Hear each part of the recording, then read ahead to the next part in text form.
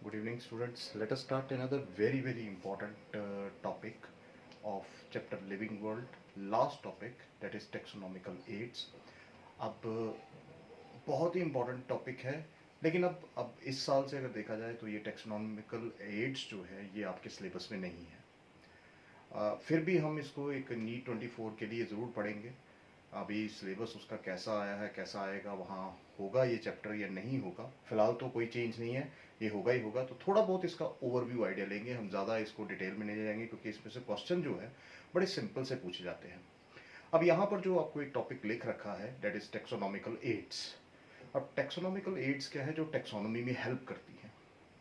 अब टेक्सोनॉमी भी कैसे हेल्प करती है? क्योंकि ये स्टोर हाउस है, जैसे कि यहाँ डेफिनेशन लिख रखी है कि स्टोर हाउस ऑफ इंफॉर्मेशन। अब जो भी इंफॉर्मेशन हमें किसी भी ऑर्गेनिज्म की चाहिए, चाहे वो प्लांट है, एनिमल है, उस प्लांट की इंफॉर्मेशन हमें इन टेक्सोनॉमिकल या उस ऑर्गेनिज्म की जो इंफॉर्मेशन है वो टेक्सोनॉमिकल एड्स की हेल्प से मिलती है। अब नेचुरली यहाँ पर हमने एक वर्ड लिखा है that is required for classification and identification of organisms, it is taxonomical aids. तो यह डेफिनेशन क्लियर ही लिख रखी है। मैं फिर से आप ध्यान से सुनिए, ध्यान से पढ़िए। That is store houses of information and specimen required for classification and identification of organisms. तो ये एक एक टेक्सोनॉमिकल एड की डेफिनेशन है और ये टेक्सोनॉमिकल एड को आपने समझना है कि ये बेसिकली स्टोर हाउस है, बैंक की तरह है, जहां पर हमें सारी इंफॉर्मेशन मिलेगी, है ना। हम सारी इंफॉर्मेशन यहाँ पे इकट्ठी कर सकते हैं। अब यहाँ कौन कौन सी टेक्सोनॉमिकल एड्स आती है? तो number one, let us start with very important, that is herbarium. देखिए हर्बेरियम क्या होता है? हर्बेरियम भी एक ऐसी टेक्सोनॉमिकल एड है जहां पर आपको बेसिकली लाइव प्लांट स्पीशीज नहीं मिलेंगी, यहां पर आपको प्रिजर्व्ड प्लांट स्पीशीज मिलेंगी। It's a collection of preserved plant species.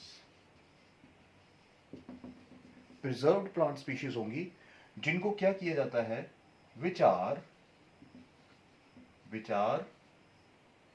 Dried, pressed and mounted. हम पहले डेफिनेशन लिख लेते हैं। Mounted on a sheet of paper so as to provide first hand information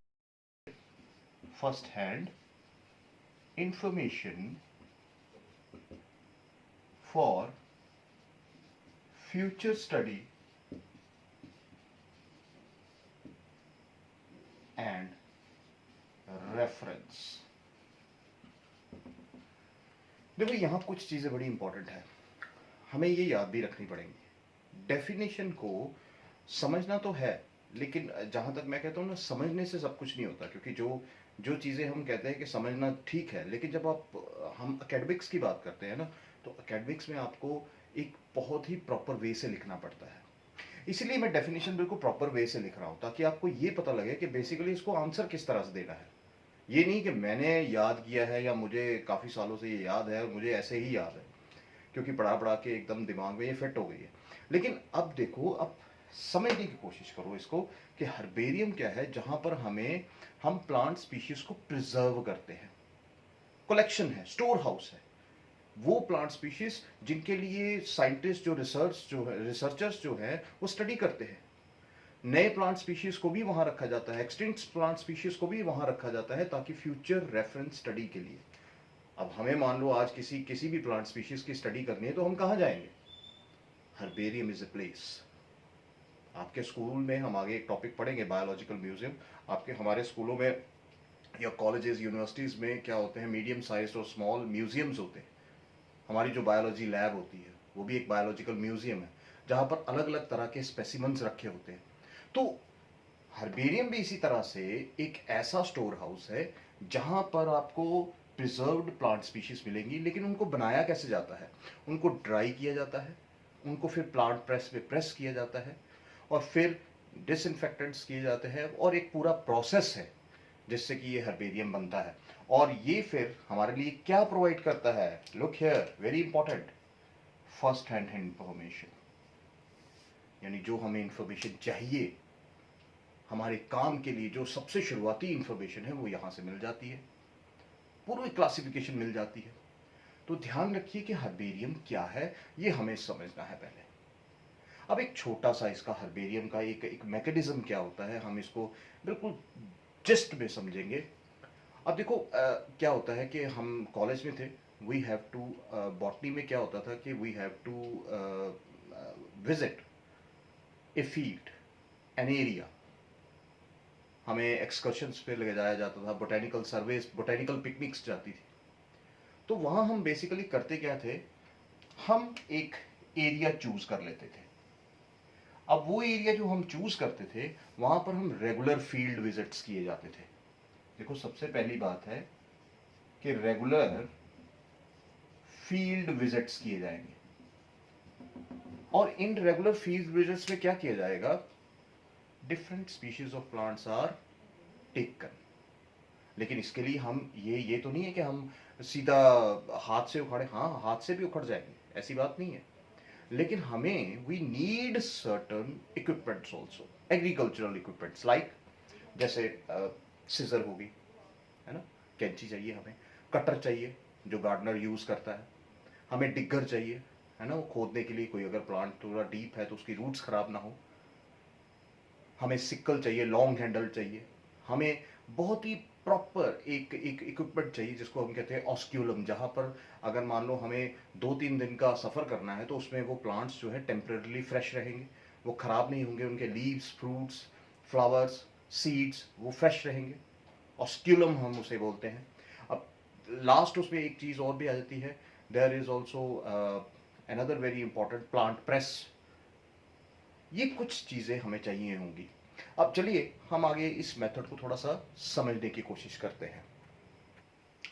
now अब मैकेनिज्म लेते हैं। चलिए अब मैकेनिज्म क्या है? देखो पहली चीज़ तो यहाँ ये आ जाती है, जैसे कि मैंने लिखा था अभी, कि हमें रेगुलर फील्ड विजिट्स चाहिए।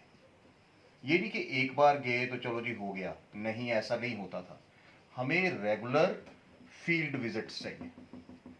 और जो भी प्लांट स्पेसिमेंस हम इकट्ठे करते हैं उनको हमें क्या करना है, बहुत ही प्रॉपरली प्लेस करना है। ऐसा नहीं कि हम किसी भी थैले में डालते जाएंगे, प्रॉपरली प्रॉपरली हमें कहाँ रखना है, प्रॉपरली प्लेस इन न्यूज़पेपर्स। अब न्यूज़पेपर्स में क्यों रखेंगे? फॉर ड्राइंग, हम ड्राई करेंगे, क्योंकि न्यूज़पेपर जो होता है ये सोक कर लेता है। लेकिन अब एक चीज़ है, जब हम प्रॉपरली इसको न्यूज़पेपर में ड्राइंग के लिए रखेंगे तो इसको बार बार हमें ये है कि हर 24 घंटे बाद हमें क्या करना है, हमें चेंज ऑफ न्यूज़पेपर, ताकि किसी भी तरह का फंगल ग्रोथ ना हो, प्लांट हमारा खराब ना हो, प्लांट स्पेसिमेन खराब नहीं होना चाहिए। उसके बाद जब हम न्यूज़पेपर को चेंज करते हैं, अब हमें जो भी स्पेसिमेन न्यूज़पेपर में रखा हुआ है उसको बड़े जिसको कहते हैं ना कि उसके लीव्स, उसके पार्ट्स जो है बिल्कुल प्रॉपरली प्लेस कर रहे हैं।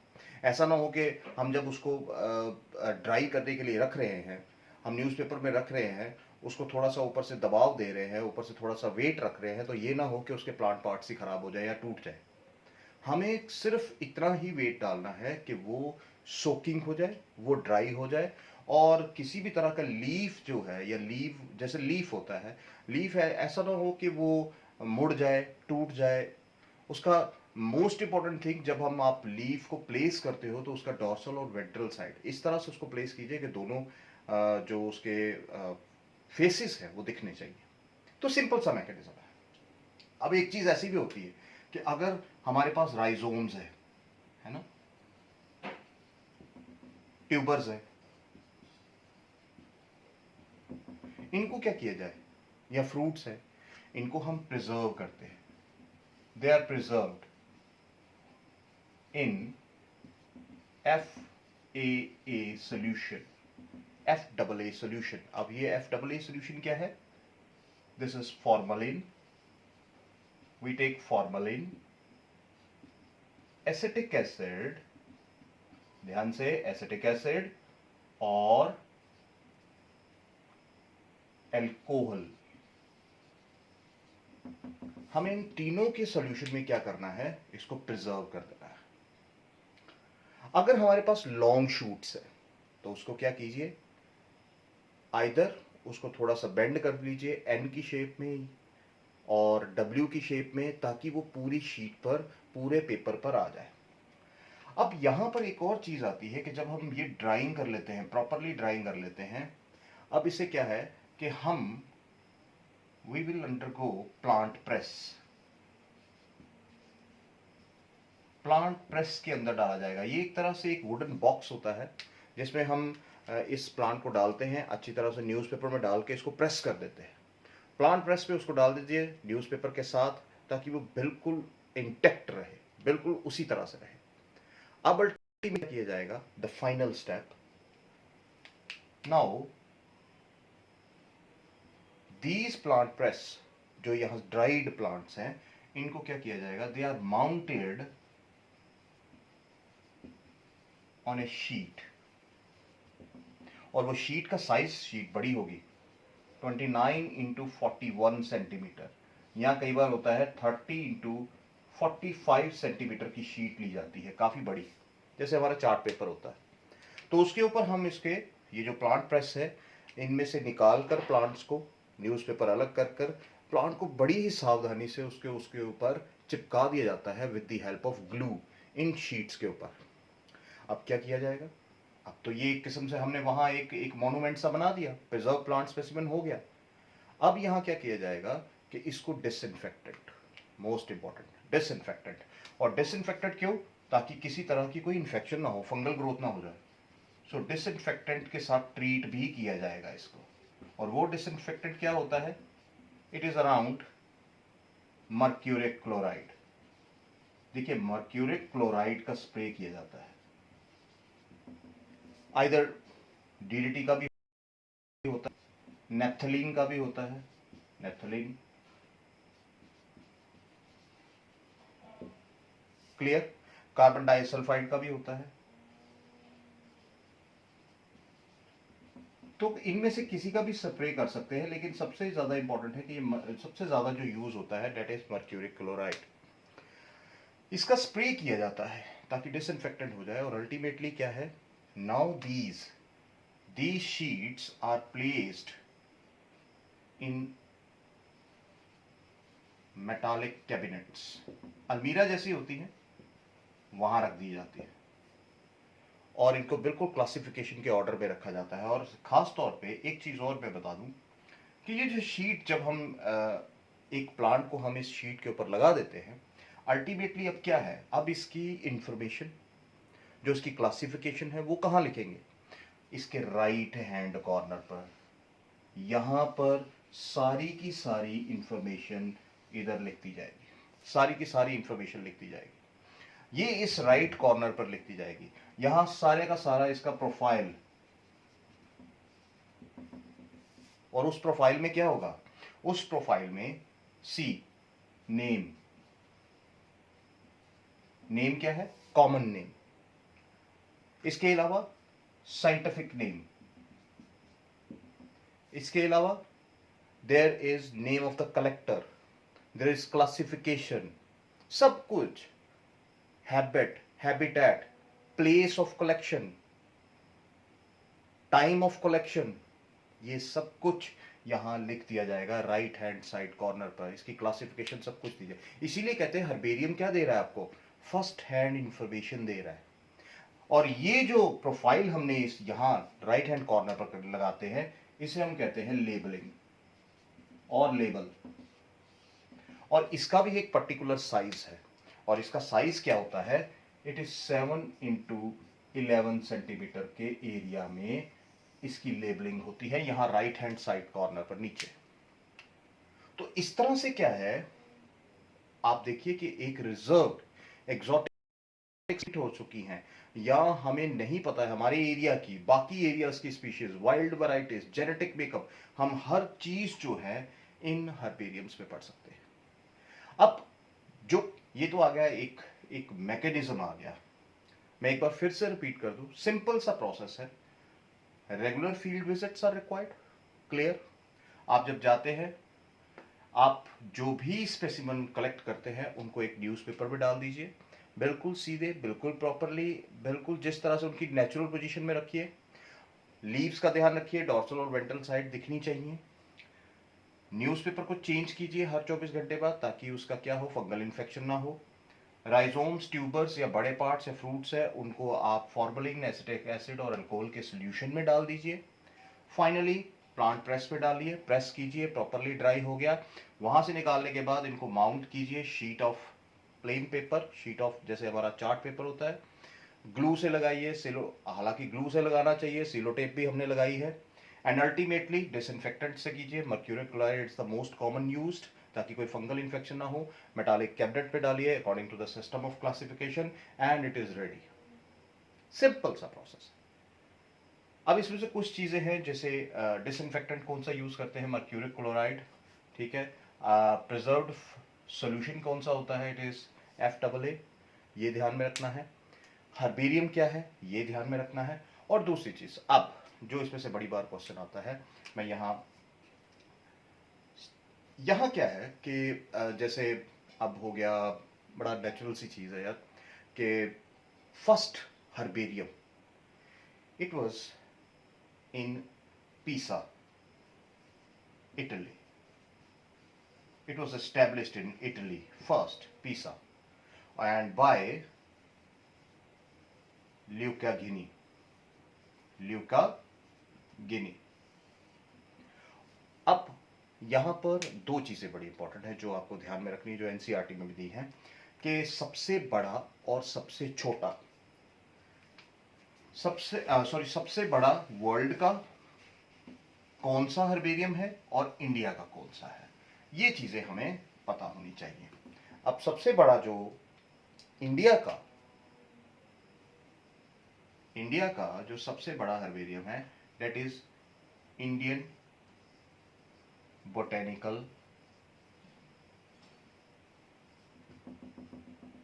Garden and it is in Howrah, Kolkata. खासतौर पे हावड़ा बड़ा कम लिखा होता है, कोलकाता ज्यादा लिखा होता है, तो ये ध्यान रखिएगा। और अगर हम वर्ल्ड की बात करें तो it is royal botanical garden, royal botanical garden, it is in Q, London. तो ये ध्यान रखना है, ये दो पॉइंट्स बहुत ही इंपॉर्टेंट है, और ये आपके नीट के लिए भी बहुत इंपॉर्टेंट है। एकेडमिक्स के लिए तो है ही है, लेकिन नीट के लिए बड़े इंपॉर्टेंट है। तो आई होप कि आपने ये अच्छी तरह से, हमने ये इसका कोई बहुत ही ज़्यादा डिटेल में नहीं लेना है, सिंपल सा एक पॉइंट है। मैंने इसीलिए थोड़ा सा प्रोसीजर बता दिया, में दो तीन चीज़ें ही ध्यान में रखने वाली हैं। डेफिनेशन ध्यान में रखिएगा, जो डेफिनेशन एकेडमिक्स के लिए खास तौर पर लिखनी है वैसे ही लिखनी है। क्लियर? अब हम चलते हैं नेक्स्ट टॉपिक पर, जो दूसरी स्लाइड है, दैट इज बोटेनिकल गार्डन, और वो भी बिल्कुल सिमिलर है। चलिए, now next is botanical gardens. अब बोटेनिकल गार्डन्स क्या है? सिंपल, बहुत ही सिंपल। इसमें किसी भी, जिसको कहते हैं रॉकेट साइंस नहीं है, सिर्फ समझना है। अब ये चीज है समझने वाली। देखिए, बोटेनिकल गार्डन्स क्या होते हैं, ये ऐसी एक इंक्लोज स्पेस होती है जहां पर बहुत अलग अलग तरह की जो प्लांट स्पीशीज है उनको ग्रो किया जाता है। सिंपल सी बात है, where various groups of plants or plant species are grown for reference and study। देखो, ये लिखना बड़ा इंपॉर्टेंट है भाई। काम किस लिए हम कर रहे हैं, किस लिए हम इनको बेसिकली बोटेनिकल गार्डन्स में हम क्यों जा रहे हैं? इसलिए जा रहे हैं for reference and study, knowledge, educate the people about the importance of the ecology, इसलिए जा रहे हैं, ऐसे थोड़ी ना जा रहे हैं कि हम किसी भी तरह से चले जाए, नहीं, रिक्रिएशन पर्पसेस के लिए जा रहे हैं। रिसर्चर्स जो है वाइल्ड वैरायटीज को स्टडी करने के लिए जाते हैं, सीड्स की स्टडी के लिए जाते हैं, एक्सोटिक वैरायटीज की स्टडी के लिए जाते हैं। तो यहां बहुत सारा काम होता है। अब देखो, अब बोटेनिकल गार्डन में भी लगभग पूरे ऑल ओवर वर्ल्ड देखा जाए तो लगभग 525 के करीब, उससे भी ज़्यादा, अगर मैं गलत ना हूं तो 525 से ज़्यादा बोटेनिकल गार्डन्स है। और बोटेनिकल गार्डन्स की भी एग्जांपल सबसे इंपॉर्टेंट क्या है, हमारी वही सबसे बड़ा बोटेनिकल गार्डन क्या है, वही जो अभी लिखा था, royal botanical garden. Royal botanical garden Q, it is London, वही जो हर्बेरियम था। और अगर इंडिया की बात की जाए तो it is Indian botanical garden, Indian botanical garden Kolkata, सबसे बड़ा, सबसे बड़ा। अब यहां पर हर्बेरियम भी वही है, क्योंकि ये बहुत ज़्यादा बड़े हैं। यहाँ पर क्या है, ये हर्बेरियम, और बेसिकली हर्बेरियम और बोटेनिकल गार्डन्स में फ़र्क क्या होता है कि हर्बेरियम्स जो है वहाँ पर लाइव स्पीशीज नहीं होती है, लाइव नहीं होते हैं, they are dried place plants, उसको हर्बेरियम बोलेंगे। वो एक पर्टिकुलर एरिया में अंदर एक कैबिनेट्स में, एक कमरे के अंदर होते हैं। लेकिन अब रॉयल बोटेनिकल गार्डन या इंडियन बोटेनिकल गार्डन इतना बड़ा है कि वहाँ पर आपको हर्बेरियाज भी मिलेंगे और वहाँ पर आपको लाइव प्लांट स्पीशीज भी ग्रो होती हुई बिल्कुल साफ दिखाई देगी। और वो ओपन एक स्पेस है, एक इनक्लोज्ड एरिया है, एक बनाया हुआ है, जहाँ पर बहुत सारी प्लांट स्पीशीज को ग्रो किया जाता है, जहाँ पर लोग रिक्रिएशन के लिए भी जाते हैं, स्टडी के लिए भी जाते हैं, बहुत सारा काम होता है। सो बोटेनिकल गार्डन और हर्बेरियम का फर्क जरूर याद रखिएगा कि हर्बेरियम में there are no live species, whereas in botanical garden there are live species. और यहाँ पर क्या होता है, बोटेनिकल गार्डन में आप जब जाते हैं, हम कॉलेज में जाते थे तो क्या होता था कि जो हमारा जोलॉजी, हमारा जो मेडिकल डिपार्टमेंट था, वहाँ पे क्या होता था कि जो भी प्लांट लगे हुए हैं उनकी क्या होता था, देयर इज लेबलिंग, वहाँ पर लेबलिंग होती थी। और वो लेबलिंग क्या होती थी, एक एक लोहे की पत्ती जैसी लगाई होती थी, एक पूरा लेबल सा बनाकर, एक बोर्ड सा बनाकर लगाया था। उसके लेबलिंग पर होता क्या था, दो चीज़ें, ये याद रखनी, दो चीज़ें। वो दो चीज़ें क्या होती थी, एक तो उसका साइंटिफिक नेम लिखा होता था, सिंपल सी बात है भाई, और दूसरा वहां क्या लिखा होता था, उसकी फैमिली लिखी होती थी, उस स्पीशीज की फैमिली लिखी होती थी। बाकी उस वहां हमें पूरी हिस्ट्री लिखने की जरूरत थी, उसके बारे में हर्बेरियम के अंदर अगर जाएंगे वहां से हमें मिल जाएगा, लेकिन एक फैमिली और साइंटिफिक नेम उसका जरूर लिखा होता था। तो बोटेनिकल गार्डन क्या है, एक सिंपल सा कॉन्सेप्ट है जहां पर बहुत सारी स्पीशीज को ग्रो किया जाता है for future reference and study. अब तीसरी जो टेक्सोनॉमिकल एड आती है वो है हमारी बायोलॉजिकल म्यूजियम्स। चलिए उसे भी करते हैं। अब बायोलॉजिकल म्यूजियम्स, देखिए बायोलॉजिकल म्यूजियम्स क्या है, मैं इसको एक एक सिंपल से कॉन्सेप्ट से बताता हूं। देखिए हमारे स्कूल में जहां हम पढ़ाते भी हैं, 11th-12th को हम पढ़ाते हैं, तो वहाँ हम देखते हैं कि हमारी एक बायोलॉजी, 10th में भी बायोलॉजी लैब होती है ना। वो एक बायोलॉजिकल म्यूजियम है, छोटा सा म्यूजियम है, जहाँ आपको अलग अलग तरह के प्लांट स्पीशीज़ होते हैं, हमने प्रिजर्व्ड प्लांट स्पीशीज़ होती हैं, है ना, वो हमारे स्पेसिमन्स में रखी होती है, एनिमल स्पीशीज़ होती हैं, कई बार हमें स्टफ्ड स्ट्रक्चर्स मिलते हैं एनिमल्स के।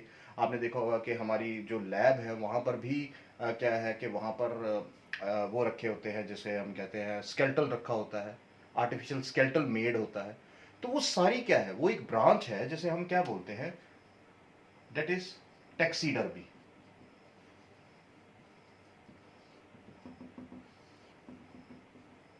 अब टैक्सीडर्मी क्या होती है, टैक्सीडर्मी एक ऐसी ब्रांच है जहां पर हम बेसिकली एनिमल्स की स्किन जो है बिल्कुल नेचुरल रखते हैं, उसको स्टफ किया जाता है मटेरियल से, बिल्कुल नेचुरल लगते हैं वो एनिमल्स। आपने देखा होगा कई बार पिक्चरों में भी दिखाते हैं, वो दीवारों पर बिल्कुल ऐसे रखा होता है, उन्होंने कोई डियर का या कोई शेर का स्टफिंग लगाई होती है।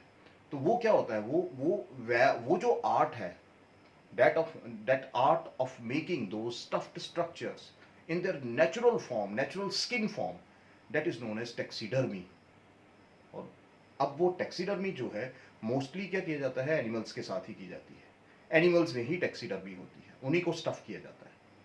अब बायोलॉजिकल म्यूजियम हम बात कर रहे थे कि छोटे छोटे म्यूजियम्स होते हैं हमारे स्कूलों में, है ना। कॉलेजेस में थोड़ी सी बड़ी लैब होती है, अगर आप यूनिवर्सिटीज़ में जाओगे तो मीडियम साइज्ड म्यूजियम्स होते हैं, है ना। तो ये सारी चीज़ें क्या है, बायोलॉजिकल म्यूजियम के अंडर आती है। आपका एक स्कूल की लैब भी एक बायोलॉजिकल म्यूजियम है, उसको समझकर हम इस चीज़ को करते हैं। अब यहाँ होता क्या है, देखिए यहाँ क्या है, स्टोरेज होती है, स्टोरेज भी होती है, प्रिजर्वेशन भी होती है, प्रिजर्व्ड स्पेसिमेंस होते हैं पड़े हुए, प्रिजर्वेशन भी होती है, एंड एग्जीबिशन भी होती है। अब किसकी एग्जीबिशन हो रही है, storage, preservation and exhibition of objects of antique nature, antique nature and natural history is done. ये एक ऐसी जगह है जहां पर क्या किया जाता है, place where storage, preservation, exhibition of these objects is done. दोनों, अब बायोलॉजिकल म्यूजियम में क्या होता है कि याद रखिए सिर्फ एक ही चीज नहीं होती, both plants and animals are preserved, both plants and animals. लेकिन मोस्टली अगर बायोलॉजिकल म्यूजियम में देखा जाए ना, तो एनिमल्स ज्यादा होते हैं। प्लांट्स की जो कैटेगरीज है या प्लांट्स की जो स्पीशीज है वो कम होती है बायोलॉजिकल म्यूजियम्स में, लेकिन ज्यादातर किसकी होती है, एनिमल्स के ही स्पेसिमेंस वहां रखे जाते हैं। एक बड़ी ही इंपॉर्टेंट चीज है कि यहां पर क्या है कि अगर आप बॉम्बे जाए ना तो वहां है museum of natural history in Mumbai, museum of natural history in Mumbai. तो ये एक बहुत ही फेमस जगह है जहां पर आप बायोलॉजिकल म्यूजियम में अलग अलग तरह के प्लांट्स एंड एनिमल्स को देख सकते हैं, उन पार्ट्स, उनके स्ट्रक्चर्स को, उनको समझ सकते हैं। और यहाँ पर भी क्या है, बिल्कुल वैसे ही स्टोरेज की जाती है, उनके बारे में आप जान सकते हैं। There are journals, there are books, there are labels along with these structures, सब कुछ होता है। तो एक सिंपल सा कॉन्सेप्ट है कि बायोलॉजिकल म्यूजियम क्या होता है। तो ये भी याद रखिएगा कि storage, preservation and exhibition of these structures. और यहाँ क्या है, एक रिक्रिएशन पर्पज से भी आते हैं, स्कूल पिकनिक्स आती हैं जहाँ पर बच्चों को एजुकेट किया जाता है, एनिमल्स के प्रति या प्लांट्स के प्रति जागरूक किया जाता है कि डोंट हार्म देम, इकोलॉजी को प्रिजर्व करने के लिए बारे में बताया जाता है। Wild variety, exotic varieties, extinct animals, आप देखते हो कि कई बार डायनासोर का वो पूरा स्ट्रक्चर बनाया होता है, वो that is the art of taxidermy. तो ये ध्यान में रखना है। और लास्ट जो आ जाता है, अब लास्ट पार्ट जो है, जो मैं खत्म करना चाहूंगा, दैट इज ज़ूलॉजिकल पार्क्स। अब ज़ूलॉजिकल पार्क्स क्या है, कभी ना कभी तो हम अपनी लाइफ में किसी ना किसी जू में गए होंगे, है ना। ये एक ऐसा ओपन स्पेस होता है, जो एक ऐसा ओपन प्लेस जहां पर basically wild animals are cared, breed and kept in their natural form, उनको नेचुरल इन्वायरमेंट दिया जाता है। याद रखिएगा, वाइल्ड एनिमल्स आर केप्ट, ये बहुत जरूरी है, इन their natural habitat, like conditions.